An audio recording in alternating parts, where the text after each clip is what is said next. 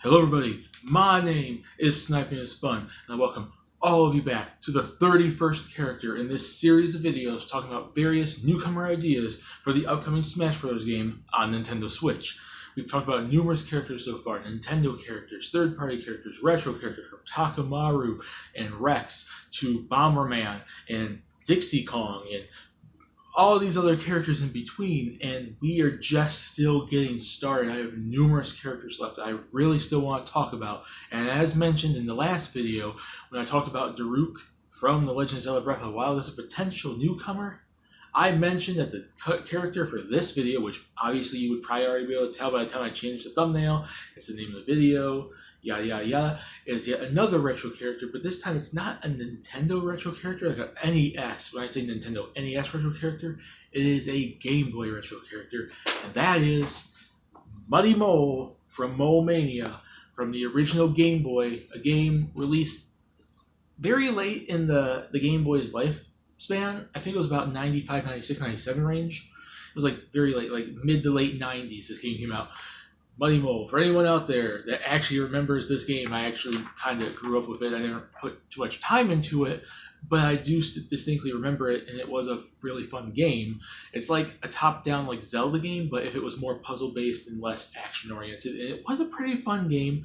I do recall that, and it'd be cool to see them kind of, for Sakurai to actually remember something retro that's not from the NES and Famicom. So that's basically, I would hope that something like that would happen, regardless if it's, Muddy Mole or not. But just like always, three separate categories for why for these videos, for the characters I'm talking about. Why do they make sense for Smash Brothers? Moveset ideas, like just generic ideas for a moveset, and percentage chance I could see them getting in. Now let's talk about why does Muddy Mole make sense for the upcoming Smash Bros. Game, Super Smash Bros. 5 on Nintendo Switch as a retro character? Well, I just mentioned it. It would represent something different. That's one of the major things I think he would represent. Like almost like every single retro character that's been chosen for Smash Brothers so far has been, NES characters, Famicom characters. Mr. Game & Watch is like the only exclusion. He's kind of like the one retro character that doesn't represent the NES. But for the most part, it's basically been NES. Ice Climbers, Pit, Duck Hunt Dog. They've always been from the NES and from the Famicom. The only character is, Mr. Game & Watch, but even then he kind of had appearances in like the NES and the Game Boy and whatnot. So, but for the most part, Sakurai has kept it mostly NES and Famicom. Even Rob was an accessory for the NES and the Famicom, so it's mostly been there. But like I said, that's my main distinct reason for why I feel he makes sense. Muddy Mole is because it represents something different. It's a Game Boy game. It's a classic, original puzzle Game Boy game made by Nintendo, and it's also a hidden gem classic. Like not many people really remember Mole Mania, but it's like it has like that niche following, that like a hidden gem type following to it, and there's distinctly people that remember it, but that kind of fits for most like NES games. Like not everyone remembers who Rob is, even though he was distinctly, especially when it came to America, was advertised with the NES, to bring the system out to America and whatnot. Not everyone remembers, Pit. Not everyone remembered Pit. When Pit was brought in as a retro character in Brawl, like most modern gamers probably never played Kid Icarus or the Kid Icarus game on the Game Boy. Like same thing for the Game & Watch handhelds and stuff like that. Retro characters are not always very recognizable, but sometimes they're recognizable by a certain audience, but not by everyone. That's like Muddy Mole right here. It's like people remember Mole Mania, but not everyone does. It's like a hidden gem classic. It's a niche game, but it's still remembered fondly, and it also is a game that is a classic franchise from them. And they distinctly can, advertise in the same way as a Rob or a Pit or Ice Climber type of thing. And that's basically the reason it is. Like it's two simple reasons. It represents something different. I'm trying to, stray a little far away from just representing NES, Famicom for the retro characters. Start giving us some like Game Boy games, some Super Nintendo characters and stuff like that. Even N64 is now retro, so like Sakurai can actually expand his horizons and not just make it NES games. He's done it with Rob as an accessory and Mr. Game & Watch, which is basically a Game & Watch handhelds, but it's still mostly been an NES thing. And this would make it different. And also, Mole Mania is a classic Game Boy franchise. It's one of their, I wouldn't say franchise, classic games, because even Ice Climbers isn't from a franchise. It's a one game thing. Duck Hunt is a one game thing. Rob had like 2 games. It doesn't matter like retro characters how many games they had. And I'm thinking just that one game, how distinctly remembered it is by a lot of fans, and then you can also give fans that don't have any clue what it is an idea of it by putting Muddy Mole in there to represent the game. It'd be kind of cool bringing something else from the past, like a blast from the past, giving newer gamers that don't know anything about this character some historical lessons and teaching them about it. And then like the fans that are of that game and played the game back in the day, give them like a little nod, like, oh, this is something you enjoyed back then. It's retro character I chose. Like Sakurai would say, there you go. It's not the biggest reasons I ever gave to a character, any characters in the series, but it's like, it's something that at least fits in defining him as a potential retro character. So there you go. Now on the moveset ideas. And I had to do a little bit of research on here because, like I said, I played the game, but I played it when I was younger, and I never got super far into it, but I do remember the game itself. I just never got super far and never, I don't have a big memory of how the game actually played. I had to go look up stuff, just like most characters in this series of videos. Like some characters I have to do more research for than others. Look up some YouTube videos, look up some stuff on like Google and whatnot. But basically, his smash attacks, I kind of make him, since he's a mole, digging. He would dig in the ground and he would use his claws right there to swipe and attack, and like little kicks and little slicing like with his claws, and then digging, which I think if you normally hold, it'll be like his down A attack. He'll go under the ground, so it could be like an evasive type thing, like a strategic strategy for fighting mechanics to be able to dodge attacks. And if you hold it down, you can move underground, and then when you come up, he does little like little swiping claw attacks when he comes out of the ground. He jumps out and he swipes at the opponent, so you can go right underneath him and jump out underneath opponents. I think that'd be kind of cool because it takes him to his mole type stats. He is a mole. I mean, in the games, he doesn't specifically do that. I'm going to get to that in a second with his special attacks. But due the fact that he is a mole and he'll need some smash attacks anyways, I kind of gave him the use of his claws. I gave him the use of digging underground, which is one of the major things he does in the game. The whole point of it is digging under stuff and trying to get around like mazes and like puzzle type stuff. And have him jump out of the ground, hold it, and you jump out of the ground and you swipe at opponents. I think that'd be the basic. It's the most basic thing in the world, but I've said smash attacks are not really all that interesting, so there you go with that. And now for the special attacks.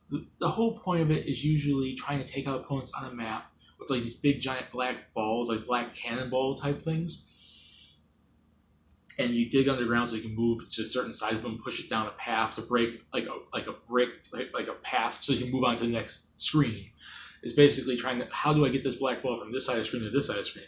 And he attacks opponents with it because he pushes it. So I would focus every single one of his special attacks on the big giant black balls, black cannonball type things.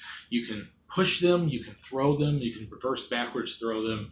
That's basically what I would kind of focus on. Like, okay, he summons the black ball in front of him. You could push it, and you could use that as a shield. Like if someone's trying to attack you from a distance with like a laser gun or some sort of ranged attack, like a bow and whatnot, that will at least be outside of his actual shield. Like every character gets like the smash shield. That could be a useful strategy, to hold it. But he can't hold the black balls out for long. Like they will disappear after a couple seconds. So it's like a temporary thing. And you push them, and if you push opponents, you can push opponents back a little bit, or you can just shove them and they go. It's like a ranged attack, but the ball gets shoved and can get thrown into an opponent. Or he can do this where he puts it behind him and throws it backwards. So it's a ranged attack that you can throw behind you and in front of you, as well as push forward as like a small little temporary shield, and you can push back opponents with it. And it's also chargeable, so it's like you just gently push it. You can just tap it and the smash attack, and the ball will just go like a short range, or you can hold it. Risk versus reward. Will the opponent get you before you actually push it? And if you push it hard enough, you push it like across the entire stage, because typically in the actual Mole Mania game, when you push the ball and you actually throw it, it goes across the screen. So it's chargeable. You just tap it, small distance. Medium range, it goes at least halfway across the stage. Full charge. Full charge thrown behind you, full charge thrown before you, and in front of you, and that's the major part of his moveset. So the ranged attacks, every special attack is about the black ball. That's it, majorly. And then the Final Smash, I had, like I said, I had to look this up online. I looked up screenshots, I looked up YouTube videos, gameplay videos, looked up documentation, things that, about the game, and I kind of also looked up, like, to see if anyone actually made Smash, move sets of this character. And I'm kind of taking this from one I've seen because it's the only thing I could really think of that would actually fit as a Final Smash for Muddy Mole, and it also represents the main villain of the game. It's the Jinbei attack. Like, basically the whole story of the game is that Muddy Mole has his wife and kids stolen by this farmer called Jinbei, and he's the final boss. So you're trying to get back all his kids and his wife and whatnot. So he digs underground. This farmer dude comes out and he has like pitchforks, and he'll just run around the stage throwing 1 pitchfork, 2 pitchforks, 3 pitchforks at the opponents. It's kind of not the most major of a Final Smash, but the damage will add up to the opponents to the point where it may not KO opponents, but it will get enough damage on the opponents that once the Final Smash is over and Muddy Mole digs himself back out of the ground, you probably could do a couple attacks and then flying off the stage. Maybe, I don't know. But it's I think that's the best way, even though I've seen someone mention it online. And sometimes I've looked at it, but I've tried to look at like how I could change up Final Smashes or find a different Final Smash if I ever had to do that much research for a character. I'm like, you know what? I'm just going to do that because it represents the villain of Mole Mania, Jinbei, and it'd be kind of cool and it's different, and it's like the only thing I really feel that fits the character. So I'm thinking the Jinbei attack would be his cool Final Smash. So Smash attacks would be a bunch of claws, the claw attacks, digging and jumping out of holes you dig, maybe and attacking opponents, and maybe you could dig a hole so for an opponent to fall in. Special attacks would basically be all the black cannonball, black giant ball type stuff. You can push them, you can throw them, they're chargeable, you could backwards throw them, frontwards throw them, stuff like that. And then the Final Smash would be the Jinbei attack. As for a percentage chance, I'm going to have to kind of give him probably one of the lower percentages I've given to retro characters so far. I'm giving him a 50%. Like, I would say Mike Jones, Excite Biker, and Takamaru, who are all retro characters I've talked about so far, are at least more interesting than he is, more likely than he is. But I think what stands out for him is it's a classic, game that a lot of people do remember. It's a niche game that I would like to see them, revive and brought back. Maybe we'll get a new game if they do it. And it represents something different, as in a Game Boy. It represents the Game Boy. We don't have like a distinct classic retro character that represents the Game Boy. There's accessories, like the Game & Watch handhelds, and then a bunch of NES Famicom stuff. That's the major reason why I want to see him get in, because it represents something different, and he is a niche game that people do remember. And I would like to see him more fondly remembered by being brought back into a Smash Brothers roster. But outside of that, he's not really all that standout-ish, like a Takamaru and Mike Jones. And there's more interesting movesets that they can do with those characters, or with the Excite Biker or numerous other retro characters. His moveset's kind of simplistic when you really think about it. But at the same time, people like that. There's a lot of characters in Smash Bros. That have super simplistic movesets, like Mario.